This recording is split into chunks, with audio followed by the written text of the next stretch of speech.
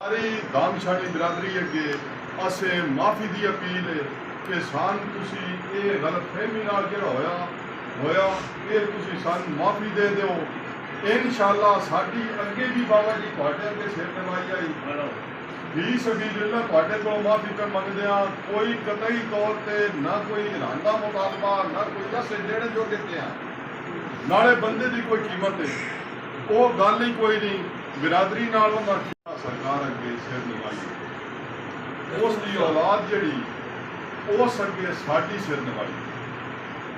असें इन्हां दे नाल ना लड़ सकदे हां ना भिड़ सकदे। जिहड़ी ये गलतफहमी पैदा हुई जिस बंदे दे अंदर कोई भी गल है वो अपने अंदरों गल कढ़ छड्डे। कोई वो जिहड़े बच्चे वो इत्थे किसी कतई तौर पर सिवाए सलाम दे उन्हां दा कोई मिशन आई। ये तकदीर खुदा दी इंज लिखी आई वो हो गई।